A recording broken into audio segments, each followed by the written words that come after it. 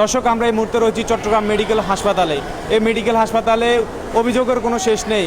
প্রতিনিয়ত এখানে চট্টগ্রামের বিভিন্ন উপজেলা থেকে হাজার হাজার রোগী আসে এখানে চিকিৎসা নেওয়ার জন্য, কিন্তু তাদেরকে প্রতিনিয়ত হয়রানি করা হয়। হয়রানির এমন নিম্ন পর্যায়ে চলে গিয়েছে যে এখানে ওয়ার্ড বয় থেকে শুরু করে আয়া বুয়া যারা রয়েছে সবাই যে কোনো কাজ করতে টাকা দিতে হবে, টাকা ছাড়া তো তাদের কোনো কাজ নেই। টাকা দিলে কাজ হবে, না হলে কাজ নেই। তাদের এমন কথা, তাদেরকে সরকার বেতন দিলেও তারা ওই বেতনে খুশি নয়। রুগী থেকে টাকা নিবে, টাকা না দিলে ওরা কাজ করবে না। এখানে এই প্রতিটা জায়গায় লেখা আছে বিশুদ্ধ পানি পান করো।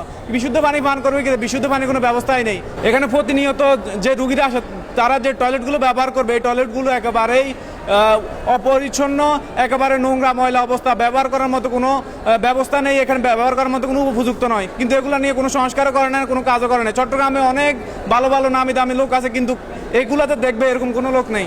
এখানে চট্টগ্রামে যে হাসপাতাল, এখানে এই হাসপাতালে যে চট্টগ্রামের মানুষ আছে এরকম না।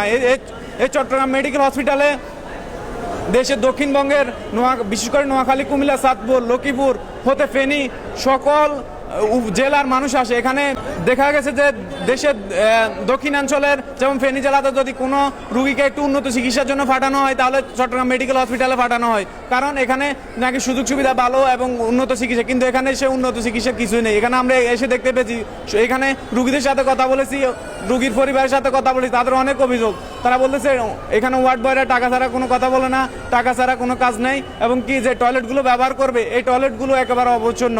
এখানে বিশুদ্ধ পানির ব্যবস্থাই নেই। অনেক ওয়ার্ডে দেখা গেছে যে ফ্যান আছে, ফ্যানের মধ্যে বিদ্যুৎ সংযোগ নেই, লাইন নেই। ফ্যানের মধ্যে যে ফ্যান চলবে অনেকগুলো ফ্যান আবার নষ্ট, লাইন আছে কিন্তু ফ্যান চলতেছে না।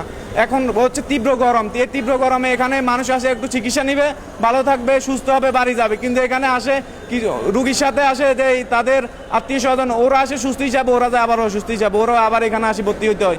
এই অবস্থা চলতেছে এখন চট্টগ্রাম মেডিকেল হসপিটালে। আমি বিশেষ করে বলে চট্টগ্রাম যারা অভিভাবক রয়েছেন, চট্টগ্রাম মেডিকেল হসপিটালের সংস্কার হওয়া খুব প্রয়োজন। কারণ এই চট্টগ্রাম মেডিকেল হসপিটাল সংস্কার না হলে এই চট্টগ্রামের প্রায় কোটির উপরে মানুষ, এই কোটির উপরে মানুষ এখানে এই সুস্থ হতে পারবে না। তাদের পর্যাপ্ত পরিমাণে যেই ব্যবস্থা দরকার, যে সুস্থ হওয়ার জন্য যেই চিকিৎসা সেবাটা দরকার, এগুলো নিশ্চিত করা হচ্ছে না। আমরা প্রতিনিয়ত বিভিন্ন অভিযোগ পেয়ে থাকি, কিন্তু কথা হচ্ছে যে চট্টগ্রামের প্রতিদিন আসা হয় না। কিন্তু আমরা আজকে এসেছি, এখানে দেখতে পেয়েছি এখানে বিভিন্ন রুগীর আত্মীয় স্বজন, রুগীর সাথে কথা বলেছি, সবাই একই অভিযোগ তুলছেন, সবাই এক অভিযোগ দিচ্ছেন। এখানেই যে অভিযোগগুলো রয়েছে এগুলো যাতে তাড়াতাড়ি সংস্কার হয় তারা এমনটাই দাবি করছেন। তবে এটা নিয়ে যে সরকারের পক্ষ থেকে আমাদের দেশ নায়ক তারেক রহমান এবং প্রধানমন্ত্রী তারেক রহমানের পক্ষ থেকে যাতে দ্রুত চট্টগ্রাম মেডিকেল হসপিটালের জন্য একটা আলাদা বিশেষ ব্যবস্থা করা হয়, যাতে এখানে সংস্কারটা দ্রুত করা হয়, যাতে মানুষ একটু সুন্দরভাবে স্বাস্থ্যসম্মতভাবে এখানে একটা চিকিৎসা সেবা নিতে পারে। বিশেষ করে চট্টগ্রাম মানুষ যারা রয়েছেন, এখানে প্রায় লাখ লাখ মানুষ প্রতিনিয়ত আসছে। এখানে আমরা এখানে নিউজ করতে আসছি, এখানে প্রায় 20-30 জন মানুষ জড়ো হয়ে গিয়েছেন। এখানে তাদের যে কথাগুলো বলবে এরকমও কেউ নেই। আর আমি আমার ভাইয়ের বাচ্চা নিয়ে আসছি, আজকে 14 দিন অবস্থানরত। এখানকার পরিবেশ দেখে সুস্থ রুগী যদি সুস্থ মানুষ এখানে আসলে ও অসুস্থ হয়ে পড়বে। আমার প্রশ্ন হচ্ছে, এখানে ওয়ার্ড বয় থেকে শুরু করে আয়ার থেকে ক্লিনার পর্যন্ত সর্বস্তরে টাকা দিয়ে এখানে আসতে হয়, কিন্তু কেন সরকার কি এত বেতন দিচ্ছে না? আমরা এত ভুক্তভোগী কেন? এদের স্বাধীন হয়েছিল জনগণ, এদের স্বাধীন করেছিল যাতে মানুষ সুস্থভাবে স্বাস্থ্যসম্মতভাবে থাকতে পারে। কিন্তু সরকারের কাছে প্রশ্ন, এখানে বরাদ্দগুলো কোথায় যায়? এখানে একটা টয়লেট নাই, বিশুদ্ধ খাওয়ার পানির ব্যবস্থা নাই, ফ্যান নাই। এখানে মানুষ একবারে আহা করতেছে। কিন্তু সর্ব কষ্ট হচ্ছে কি, একটা যদি ওয়ার্ড বয়কে ডাকি, ওয়ার্ড বয় বলে টাকা দিলে যাব, আয়াকে ডাকলে বলে টাকা দিলে যাব, এবং কি ক্লিনারকে বললেও টাকা দিলে যাব। কিন্তু কেন? এর শেষ কোথায়? আমরা সরকারের কাছে আকুল আবেদন জানাচ্ছি, দ্রুততম এর পদক্ষেপ চাই। এখানে কি কি অভিযোগ? এখানে আমার অভিযোগ দেখতেছি, ওয়ার্ড বয় যেগুলো আছে সামান্য একটু কাজের সহযোগিতার জন্য ডাকলে ওদের টাকা ছাড়া কোনো কাজ করে না।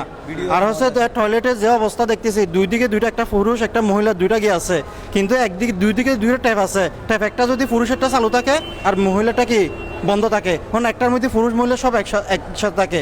আর টয়লেট আছে 3টা করে 6টার মধ্যে 2টা টয়লেট চালু আছে, আর 4টা টয়লেটের মধ্যে কি বড় ড্রাম আছে না, ড্রামগুলো ঢুকাইয়া নাড়াই রাখছে। এখানে কি রাখে ওয়ার্ড বয়গুলো, ওই স্যালাইনের পাইপ, তারপরে বিভিন্ন বোতল, এগুলো নিয়ে ওখানে নাড়াই রাখছে। এর জন্য আমরা 6টা টয়লেট থেকে 2টা টয়লেট খোলা আছে, আর 4টার মধ্যে কি ওয়ার্ড বয়গুলো ওই এই ওদের সরঞ্জাম বোতল যা আছে এগুলো সব ঢুকে রাখে। আর গোসল করতে পারি না। গোসল করা ওরা বলে ওরা গরম হয়ে যায় আমাদের সাথে। হ্যাঁ, গোসল টয়লেটের ওখানে গোসল করার জন্য আলাদা একটা ইয়ে আছে, এই গোসলখানা যেটা আছে ওইটার মধ্যে ড্রাম ঢুকায় রাখছে। ওদের বললে এটা আমাদের রাখার জায়গা, এটা বলে। হ্যাঁ, আর ট্যাপ দুইটা আছে, দুই দিকে চালু আছে, একটা আরেকটা বন্ধ থাকে। জি, এখানে আইসি ভাই আমি কক্সবাজার থেকে। এখানে আইসি আজকে 8 দিন হয়েছে। আইসা 3 দিনের মধ্যে আমার মোবাইলটা সিট থেকে নিয়ে গেছে। কে নিছে এটা জানি না। 5টার সময়, যে সময় জানো তো ওই সময় নিয়ে গেছে। এখানে ওয়ার্ডে যারা আছে তাদেরকে বলছি, ওরা কয় বক্সে যা, পুলিশ বক্সে গেছে। এখানে বলে থানায় যায় জিডি করো। থানায় জিডি করতে গেছে, কয় এনআইডি কার্ড লাগবে আর মোবাইলে এমআই কোড লাগবে। সিসি ক্যামেরার ফুটেজটা দেখাইতে বলতে দেখাই নাই। এদিন দেখাই নাই, এর পরের দিন আবার থানায় গিয়ে জিডি করে এর পরের দিন দেখাইছে। ওইটা বন্ধ ছিল সিসি ক্যামেরার গিয়েটা 1টার পরে বন্ধ করে দিচ্ছে। এর পরের দিন দেখছি যে ওই সময় মোবাইলটা খোলা ছিল, ওই সময় সিসি ক্যামেরার ফুটেজটা দেখাই না। আর সিটে যে মোবাইলটা চুরি করেছিল সন্দেহমূলক আমার যাকে, উনি যখন সিট ছেড়ে চলে গেছে এর পরের দিন গিয়া সিসি ক্যামেরার ফুটেজটা দেখতে পারছি আর কি। উনি মোবাইলটা নিয়ে চলে গেছে সিটটা ছেড়ে। ওই মহিলাটা আমাদের সিটের পাশে যে ছিল উনি নিয়ে চলে গেছে ওনার সিটটা। সিসি ক্যামেরার ফুটেজ যেদিন মোবাইল হারিয়ে গেছে এই দিন দেখাই না। এই দিন থানায় জিডি করতে করতে মানে কি 1টা 2টা হয়ে গেছে, সিসি ক্যামেরা বন্ধ করে দিছে। এর পরের দিন গেছি, পরের দিন ওরা 3টার দিকে মানে কি সিট কেটে ওরা চলে গেছে। আর সিসি ক্যামেরার ফুটেজ দেখে এসে ওদেরকে পাই না, মোবাইল নিয়ে চলে গেছে ওরা। এটা যারা সন্দেহ করেছে উনি সিট কেটে চলে গেছে নিয়ে।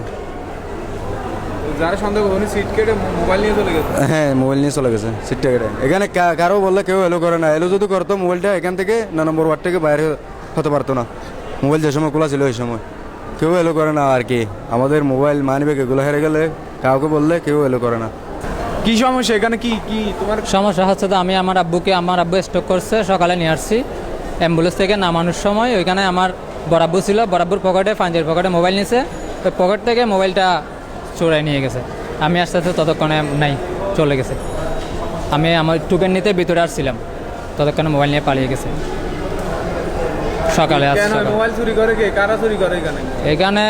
এখানের মধ্যে অনেক বড় আছে, ওদের সিন্ডিকেট আছে, ওরাই চুরি করে। এরকম আরো অনেকবার হয়েছে আমাদের সাথে। আপনি রোগী নিয়ে আসছেন, কি কি এখানে কি কি হয়রানি করা হয়? আসলে আমি প্রতিনিয়ত অভিযোগ পাইতেছি এখানে। হয়রানি তো প্রতিদিনও, আমরা তো প্রতিদিনও হয়।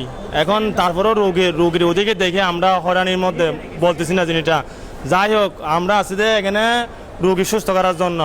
এখন আমাদের একটা কথা জানেন, আমরা এখানে রোগী ডাক্তার আসা, ওই যে ডাক্তার আগে যেটা আসে সেটা একটু করে দেখে, তো ডাক্তার মনে করেন একটু করে মানে ওই যে ম্যাডাম যেটা বলে বুঝছেন, ওইটা নিয়ে মনে হয় ডাক্তার মনে করেন নির্ভর করে আপনার। আমি আসলে এখন 22 দিন 23 দিন, আমার 104, 3, 2 জ্বর কোনো কমতেছে না।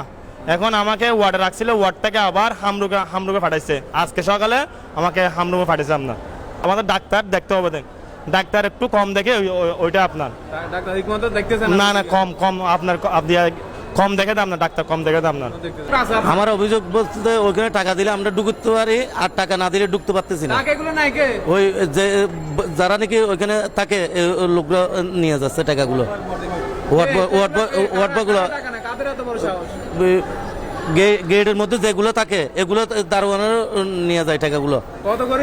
50 টাকা 100 টাকা দিলে আমরা ভিতরে ঢুকে রুগীকে ওষুধগুলো দিতে পারি, আর নাহলে দিতে পারি না।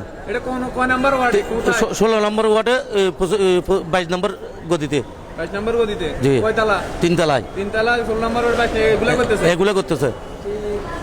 আমার অভিযোগ হচ্ছে, আমি পায়ে কাঁটা নিয়ে মানে 1 সপ্তাহ আগে কাঁটা ঢুকছিল আমার, ওটা নিয়ে আসছিলাম কাঁটা বের করার জন্য।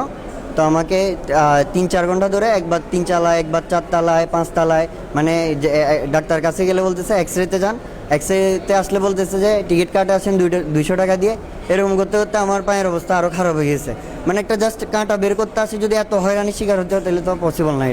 মানে এখানে ট্রিটমেন্ট না রুগীদের, তাহলে যাদের বিগ প্রবলেম আছে তাদের কি অবস্থা?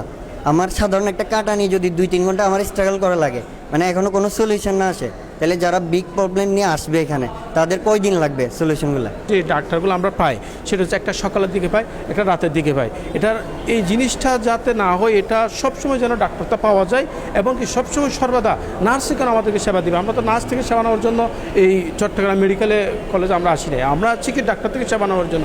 তাহলে ডাক্তার 2 বেলা কেন আসবে? এখানে তো ডাক্তার এখানে ডাক্তার সর্বসময় যদি বসা থাকে তাহলে রুগীর কোনো সমস্যা হবে না। আর তাছাড়া আরেকটা বিষয় দেখা গেল কি আপনার অনেকগুলো নার্সকে যদি ডাকা হয়, একবার থেকে দুইবার ডাকা হয়, তাহলে তারা অনেক নারাজ সৃষ্টি করে, তারা অনেক টাকা, তারা অনেকটা আপনার ওই টাকাও দাবি করে, কিন্তু এগুলো কেন?